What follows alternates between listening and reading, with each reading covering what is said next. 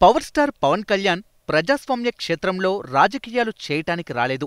రాజకీయ వ్యవస్థలో మార్పులు తేవడం, ప్రజల్లో రాజకీయ చైతన్యం తీసుకురావడమే భాగంగా ఈరోజు వరకు ప్రయత్నం చేస్తూ వచ్చాడు.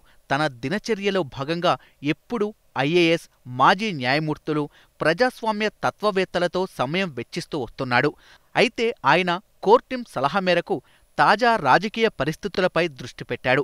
దానిలో భాగంగా బీజేపీ అధికారంలోకి వచ్చాక జరిగిన తప్పులు ఎత్తిచూపుతూ బీజేపీలో మార్పు అవసరం అని, కాంగ్రెస్లా మీరు తప్పులు చేసుకుంటూ పోతే భవిష్యత్ ప్రశ్నార్థకం అవుతుంది అని హెచ్చరికలు జారీ చేశాడు. ఇది కొందరికి కోపం తెప్పించి ఉండొచ్చు. కానీ జనసేనుడు వీటికి భయపడే రకం కాదని ఇప్పుడిప్పుడే లీడర్లకు కూడా తెలిసొస్తోంది. బీజేపీకి హెచ్చరికలు జారీ చేసింది ప్రతిపక్షం కాదు, సాక్షాత్తు మిత్రపక్షంగా ఉంటున్న ఈ ప్రజా నీతివంతమైన నాయకుడు. ఇప్పుడు పవన్ చెబుతున్న విషయాలు చాలా సూటిగా ప్రజల్లోకి వెళ్లిపోతున్నాయి. బీజేపీ శ్రేణులు కూడా ఇక్కడో విషయం గుర్తుంచుకోవాలి.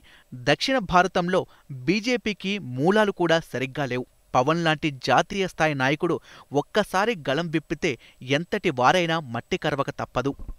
పవన్ ఎక్కువగా బీజేపీని మాత్రమే టార్గెట్ చేయడం, టీడీపీని వదిలివేయడం ప్రజల్లో రకరకాల అనుమానాలను రేకెత్తిస్తోంది.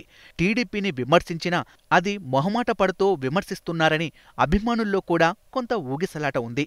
అందుకే అపోహలకు చెక్ పెట్టేందుకు టీడీపీ అవినీతి, అక్రమాలను, రాజధాని మరియు పోలవరం విషయంలో టీడీపీ శ్రేణులను ప్రశ్నించడానికి రెడీ అవుతున్నాడు జనసేనుడు. రాజకీయంలో అభిమానులతో పాటు ప్రజలు, కార్యకర్తలు కలిస్తేనే గెలుపైనా లేక ఓటమైనా అని భావిస్తూ త్వరలో ఒక యువనేతలకి ఆంధ్రాలో పగ్గాలు అప్పగించే పనిలో ఉన్నాడు పవర్ స్టార్. ఇప్పటికే ఆ యువనేతలంతా జనసేన తరపున ప్రజల్లో మమేకమై జనసేన గళం వినిపిస్తున్నారు.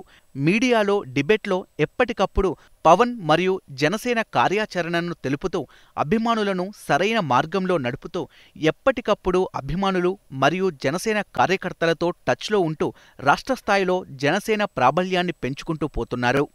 అయితే ఇక్కడ జనసేనుడు పార్టీని జాతీయ స్థాయికి తీసుకెళ్లేందుకు సిద్ధం చేస్తున్న కార్యాచరణను మనం మర్చిపోకూడదు. ఈ మధ్యకాలంలో తమిళనాడులో వస్తున్న రాజకీయ సంక్షోభం పవన్ జాతీయ రాజకీయాలకు మరింత ఊతమిచ్చేలా చేసింది. ప్రస్తుతం రాజకీయ వాతావరణంలో పవన్ కళ్యాణ్కు మాత్రం దక్షిణ భారతంలో అగ్రనేతగా ఎదిగేందుకు అవకాశాలున్నాయి. తమిళ్ రాజకీయాల్లో విజయ్ మరియు అజిత్ వస్తే వారి మద్దతు పవన్కి బేషరతుగా ఉండనే ఉంటుంది. సో ఇక జనసేనుడు పూర్తిస్థాయిలో దిగడమే తరువాయి.